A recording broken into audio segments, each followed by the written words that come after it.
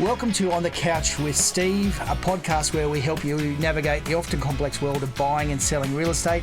I'm Steve Athanates. I'm the owner of NG Real Estate. I'm joined today by the lovely Kira College from River 949. Hello. How are you? Good, very good. Lovely. So what we're doing today is we're doing a market update for January 2024. It's the first time we've had to say that. I know. 2024. And yeah, this year's flying already. Yes. So you were going to ask me some questions about what happened to the Ipswich real estate market for the month of January? Yeah, absolutely. So tell me, for NGU, how did you guys perform?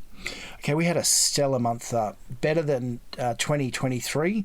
So in January 2024, we listed an amazing, and I'm still in awe with this one as well from my team, we listed 68 Ipswich properties in 31 days. That's right, I didn't stutter. 68. So that's better than 2 listings every single day. That's incredible. It's really, really good because I guess on every update I've talked about the fact that really struggling for stock.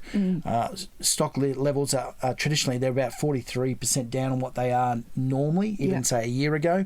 So to crack 68 listings in January, beyond excited.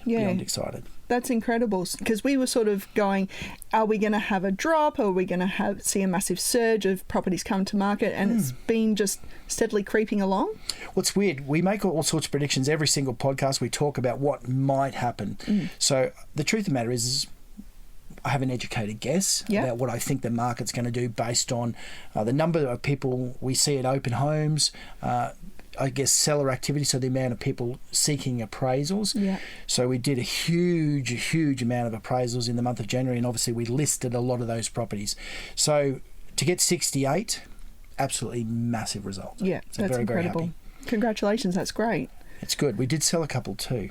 How many did you sell? Well, we didn't sell 68, sadly, because that would really cheer me up. But we did sell 36, so a bit better than one a day. So that equates to about $24.5 million worth of Ipswich real estate. Wow. So traditionally, and this is the weirdest part, January normally does start slow. So the $24.5 million is a good result. Not unbelievable, but good. But the 68 listings is the unbelievable part of what happened in January this year. Wow, that's incredible. So in terms of, $24 million, that's a lot of property value. Yes. What's our sort of medium house price? Look, median in Ipswich has a total now is somewhere in the sort of 560 range, is probably somewhere around median house price. But a lot of our sales, and interestingly, I keep saying top end is performing exceptionally well. In January, we sold 5 properties over $1 million. So 1.1, 1.3, 1.4, and even higher. So to sell 5 properties over $1 million in 1 month, really exceptional, considering we only sold 36, which by our normal standards, as we move through February, March, April, you'll see those numbers go up exceptionally. But to give you an idea, in February, we're already in February. In the first 6 days of this month, we've already sold 14 houses in the first 6 days of the month. Oh, my goodness. Yeah. So again, we're tracking along better than 2 a day. So the market is really strong. So we sold $9 million worth in the first 6 days of the month. Wow. So if we can repeat that for the next, over the course of the rest of the month, we should sell somewhere in the $30 to $40 million range. That's for the month. That's incredible for the shortest month in the year. Yeah, it's tracking really well already. And the reason it's going to be so high is because we listed so much in January. Yeah. So when you list 68, they're coming to market. And in this market, what we're finding, so for the people out there at home who are wondering, average days on market, generally speaking, for me personally, across all of my stock is about 30 days on market is average. But what I find is 85% of everything I sell and my company sells within 7 to 14 days. Wow. So 85% is gone in under 2 weeks. That's and incredible. A lot of our stuff, last weekend I had 8 open homes myself and my team, and we sold 5. Now, just about every single listing we had out last weekend was first weekend on the market, and we sold 5 of them first weekend on the market. So some of these properties have only been on the market that were probably launched on Tuesday or Wednesday and sold on Saturday. That's Incredible. So I suppose then the next question is, what sort of, how many people are actually coming through? What's the buyer market looking like? Because, you've got a lot of stock, but how many people are coming into those open homes and then going, I'll take an offer, I'll give an offer. So how many offers are you still getting? Well, great question. So even my first 3 open homes on Saturday, I had like a mid $550,000 property, okay, which was first weekend on the market. It was a property in Carl Lane at North Ipswich. That property, I had 27 groups through that property. So on that one, obviously, I had multiple offers. Yeah. And I can't disclose the actual price yet because it's not unconditional. But offers over 549 sold in the 6s. Wow. So over $50,000 over list price. So 27 groups. So for the sellers at home, the thing that gets you the best possible price is competition. And my job as an expert marketer is to create the environment where I attract a lot of people to your home. Yep. If I can get 1, 2, 3, 4, 5 people all wanting it at the same time, it creates a sense of urgency based on a fear of loss. Yes. If you really like it and you think other people like it too, you got to act quick, otherwise you're going to lose it. Yeah. So that's how you get multiple offers, but that one sold over $50,000 over list price. Second open home. This was a 4-bedroom, 2-bathroom in Brussels. Again, for an investor, entry level. This one was also listed at offers over 549. Okay, this one sold with multiple offers in the low 6s, okay, and I had 18 groups through that property. Wow. Okay, I then had, for my third open home, I had an acreage property, 4.5 acres, heading towards Fernvale on the Brisbane Valley Highway. Now for acreage, you don't tend to get as big in numbers as you do for a residential property, but even that property, I had 12 groups first weekend on the market. Now that one's not sold, but I've got some good interest in that property. So not every single property sells the first weekend on the market. Now lots of people think that real estate agents, we don't do a terrible lot. We just show up at a house and somehow miraculously we get lucky and someone buys it and we get paid a lot of money. Yep. I wish it was that easy. I really do. I've been doing this for 24 years. It's not that simple. Everything we do is designed around a marketing campaign to create competition. Yeah. And we need numbers. Numbers is what creates competition. Yeah. But this market, in terms of numbers, really strong. Yeah. Really strong buyer numbers. That's fantastic. And I did see the photos of the first 2 properties that you mentioned online, and they looked absolutely fantastic. So it's no wonder that they sold in their first open home.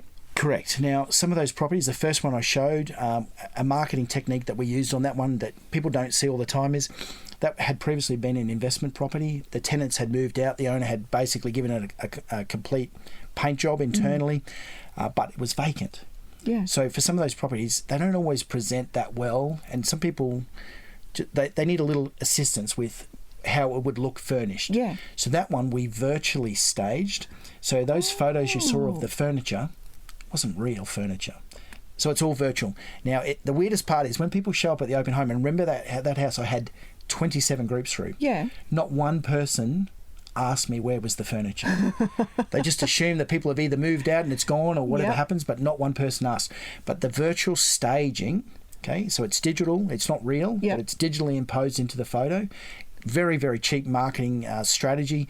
It's somewhere around $30 a photo. Even if you needed 10 photos, it's $300 to virtually stage it. If you had to put real furniture in there, it would cost you somewhere, a house of that size, probably somewhere around $5,000 to $6,000. Wow. To put real furniture in it. Yeah. Okay, this one, virtual, looked absolutely amazing, created maximum interest, 27 groups through, and sold first weekend on the market. So if you want to know more about how to market your home to the best of its potential, obviously call NG Real Estate.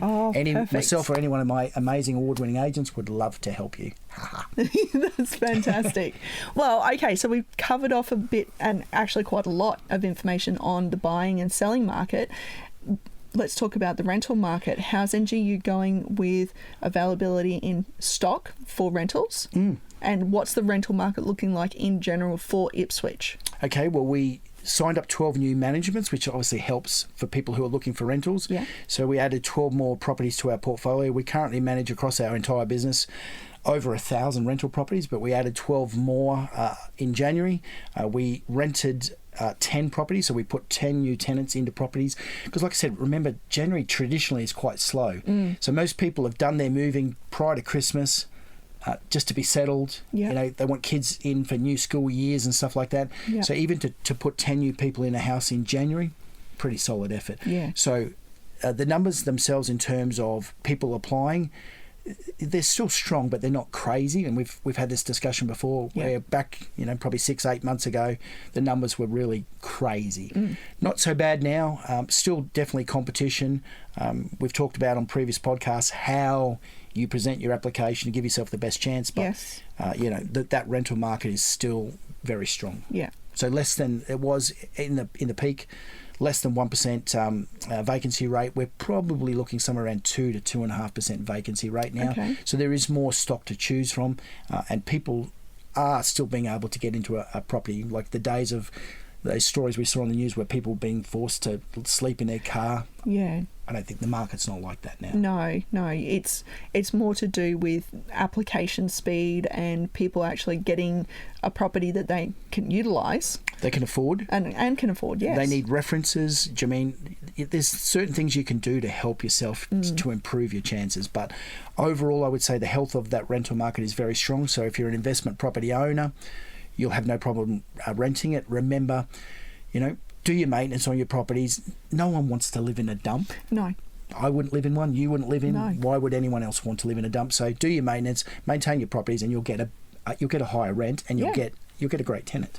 So very, very strong for tenants themselves. Still good, strong opportunities out there, and I think the whole market generally is very, very positive. That's great. That's really great.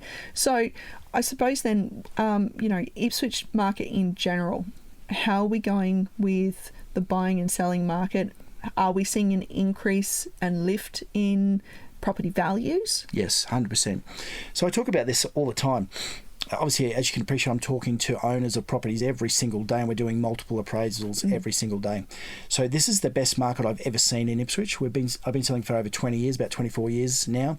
This is the best market I've ever seen. This is better than a boom because buyer numbers are so consistent, but stock levels are so low. So all buyers are being forced to compete. Remember what I said, get you the best possible price? Competition. So therefore, because people are being forced to compete, there's never been a better time to sell than right now. So even in the boom, there was a frenzy and people were panicking, and at that stage, it drove house prices up. But what's happening now is there's a consistent rise because the stock levels aren't increasing. Even though we listed 68, a lot of the other agents in Ipswich here would have gone nowhere near that and are struggling to get stock. We're very fortunate. We are the number one selling agency, so we're probably getting more inquiry. Well, not probably. We are getting more inquiry than anyone else. So obviously our stock levels are much higher than everyone else's. But it's hard to get listings. So therefore, if it's hard to get them, when you do get one, there's lots of competition. And that's great for the seller. The buyer, they've just got to be a little bit more. Well, what I would say is buy now, because everything they're saying. Obviously, inflation's just come down to 4.1%. Best it's been for in quite some time. There's talk already that we will have interest rate cuts, and we may have multiple this year. We'll talk about that in another podcast with the RBA announcement. So stay tuned for that one. But we will probably see rate cuts starting maybe from as early as July this year, and we may get multiple, so it could be possible we could get July, August, September. So we start to get rate cuts, that will push prices higher. So what I would say to you is it's now January, end of January, start of February. Buy now, because if you wait until July, August, September, guess what? House prices could be 5, 10, who knows, 15% higher than they are now. So buy now and buy from NGU. And if you need to list, you need to list with NGU. That goes without saying, Kira. That's absolutely correct. You should list with NG Real Estate, just like the other 68 people did in the month of January. And I've seen some of the reviews on quite a few of your agents, and they've actually been really amazing, outstanding reviews. It's my favourite part of being the owner of NGU. We obviously publish all of our reviews, and it's so gratifying to see, not for myself, but for my staff, whether they be sales staff, admin staff or property management staff, to see people giving positive reviews on their performance. So for everyone at home, it's so uplifting. Obviously, most people are employed to do a job for someone, and when you get positive feedback, it is uplifting. Yeah. Okay. So thank you to everyone who takes the time to write those reviews. My staff truly, truly appreciate them. That's lovely. They do. They love it. Well, I think that's pretty much it. Was there any closing remarks for this one? I'm exhausted after listing those 68 properties with myself and my team. So I'm going to wait, and we'll talk more about what's happening in the Ipswich real estate market for the month of February, and we'll continue that chat. Sounds like a plan. Beautiful. Well, Kira, thank you so much for coming along and joining me. You're a great friend of our podcast, so thank you so much. You're welcome. If you liked what you heard today, obviously tune in, subscribe to the link below. We'd love to get some feedback from you, so tell us what you think of what we're talking about on the podcast. Obviously, I'm Steve Athanates. I'm the owner of NG Real Estate. If you'd like to hear more, join us with On the Couch with Steve.